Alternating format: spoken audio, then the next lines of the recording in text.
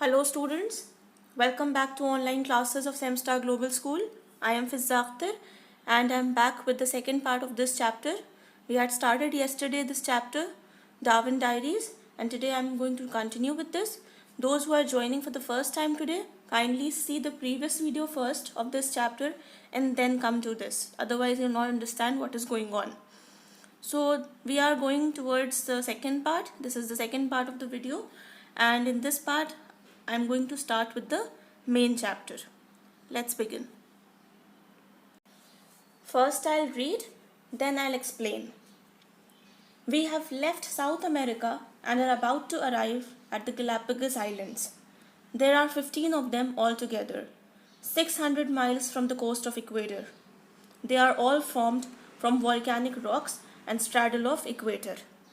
We here are Mr. Darwin, his assistant James Kincaid, and few other members of the team, and they are total 15 in number. So they are all ready to leave for this island, Galapagos Island, and they have left South America for their journey. So let me give you a quick hint about these Galapagos Islands. Galapagos Islands are in Pacific Ocean, and it is a group of islands. There is a chain of islands, a cluster of islands you can say, and there are number of islands in that specific area, and these islands are 600 miles from the coast of Ecuador. Ecuador is one of the countries of South America, and these islands are 600 miles away from the coast of Ecuador. 600 miles is approximately 1000 kilometers. Moving ahead, it is written, Mr. Darwin is delighted at the prospect of seeing the Galapagos. He says that the collection of islands is a perfect little world by itself. He is eagerly looking forward to exploring them more than anywhere else on our journey. See, I have told you this, that Galapagos is a group of islands, and Mr. Darwin is very delighted to go and explore these islands. And he further says that these islands, this group of islands, is a perfect little world by itself. That means he is all ready to go there to spend time to make his exploration, his conclusions, and he is very excited in doing so. So he is eagerly looking forward to go there and spend time along with his team members. The next paragraph says, we landed in high surf today on the northeast coast of Chatham Island. We waded ashore through the icy water only for our clothes to be dried immediately once on land by the morning heat. So they have finally landed on Chatham Islands, and they landed in high surf. Surf means a mass of foam formed by waves breaking on the seashore. Mass of foam, or you can say a line of foam. So, and one more thing students, before I proceed, that please keep noting down the meanings, especially the extra meanings that I am telling you, because that would be good for you. It will help you as your future reference. As they have reached the Chatham Islands, now they are moving ashore in order to take rest or in order to dry out their clothes. So they are moving towards the land, towards the shore of the island, and they were walking with difficulty. Waded ashore means, waded means they were walking with difficulty, or they walked with much effort. Why? Because of two reasons. One, because they had to cross that mass of foam, and secondly, because the water was icy cold. So they walked with difficulty and they finally reached the land. Then it's given, to our surprise, everything here seems very dark. The beach is made of dark colored lava.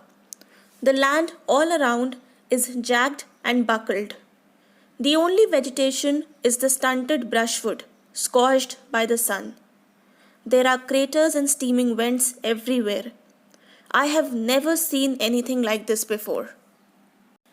Mr. Darwin was actually very surprised seeing all this, because what he saw there was that the land or everything there was very dark, and it was dark because of the dark colored lava. And lava was there because of the volcanic eruptions that might have taken place there very frequently. So The land was all covered with dark colored lava. And the land was also jagged and buckled. Jagged means it was rough and it has sharp pointed notes, and it was buckled. Buckled means it was bent. So the land was also not smooth. And next, what he noticed, that the only vegetation that he could see there was stunted brushwood. Stunted means short or small, and brushwood is small twigs or branches that have broken and fallen off from the trees. That means there was no such vegetation also. It was all the twigs and branches that have fallen from the trees. And that twigs and branches that had fallen from the trees, they were also burnt by the heat of the sun. Then what he saw there, that there were craters and steaming vents. Craters are, bowl-shaped cavity, and vents are your openings that allow the gas or liquid to pass out. That means because of the volcanic eruptions that had taken place, because of that, there were craters and vents that was there. So seeing all this, these unusual things that he had seen for the first time in his life, Mr. Darwin says that he had never seen anything like this in his whole life.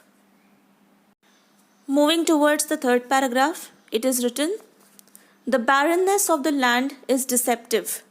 The sea around Chatham Island is swarming with fish, sharks, and turtles.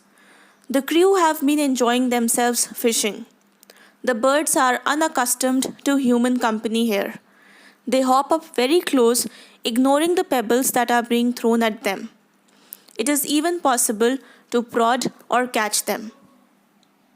Seeing the condition of the land that we had studied in the previous paragraph, one could come to a conclusion that the land is barren. Chatham Island is a barren land. Barren means it is not good for any vegetative production. Why? Because it was jagged and buckled, and the only vegetation was stunted brushwood. But what Mr. Darwin is concluding here is that the barrenness of the land is deceptive. Deceptive means misleading.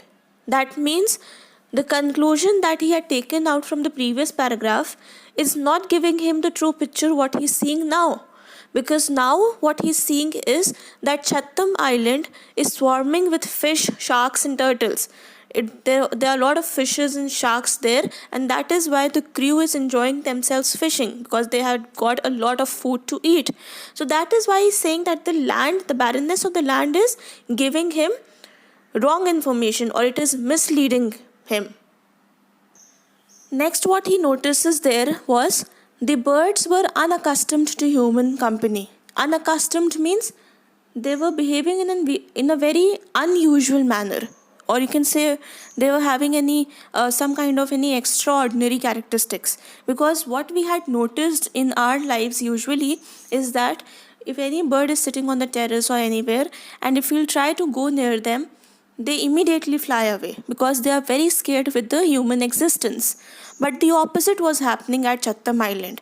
The birds were welcoming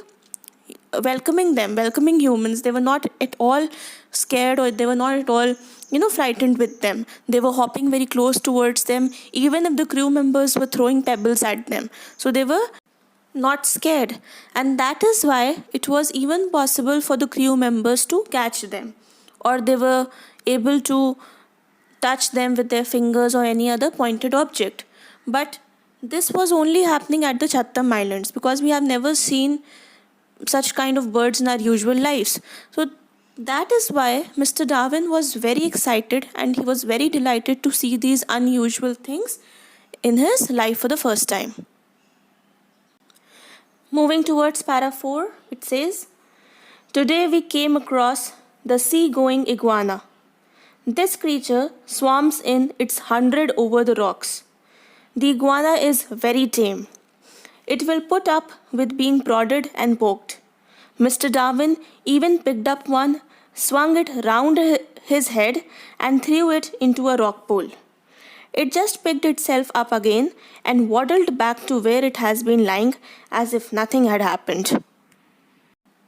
So what they noticed next was the sea-going iguana. let me tell you what is iguana. Iguana is a grayish green colored lizard of tropical America. It's a very huge or a lizard of very large size, and it lives inside this water. So this creature swarms in groups, means they always remain in their group and they go anywhere whenever they have to do any movement, they do in groups.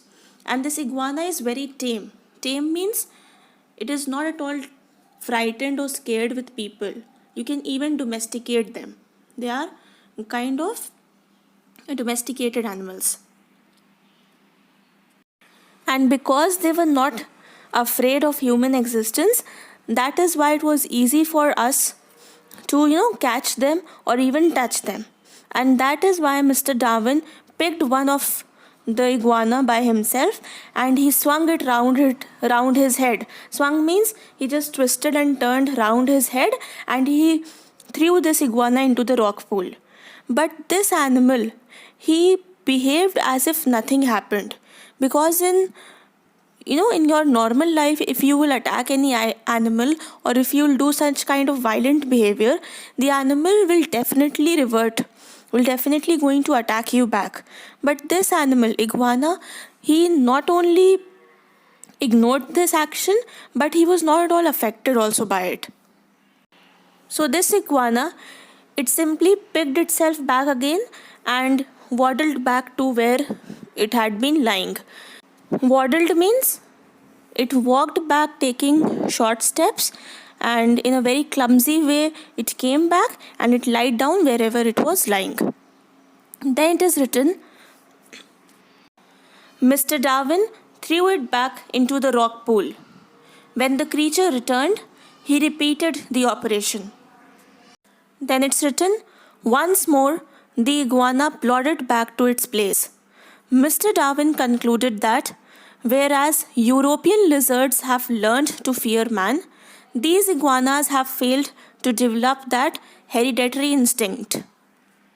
Seeing this action-reaction thing, Mr. Darwin, he concluded that European lizards fear man. That means if we'll try to catch them or touch them, they'll get scared and they'll run away. But these iguanas, they do not have such things. They are behaving in a very different manner. That means they have this natural ability to behave in an opposite way or in a certain other way than that of European lizards. And that is why their genes are different from that of European lizards. Then it's written, the iguana saw the side of the rock pool as a safe sanctuary, so it kept returning to it, even though Mr. Darwin insisted on throwing it back into the pool. This means that iguana thought that the place where it was lying was a safe place to hide itself. That is why it came returning back to that place. And it was not reacting on the thing what Darwin was doing, because Darwin, on the other hand, what he did was he continuously or on a repetitive process, he just threw it back into the pool. But iguana didn't react on this and it came back to its safer place. So I am ending it here only. A small portion is left which we'll complete in the next part of the video. But your job is to revise it very thoroughly. If you have not understood anything, please rewind the video, go through it once again. You can even ask me in the group. But keep studying, keep revising. Thank you everybody and take care.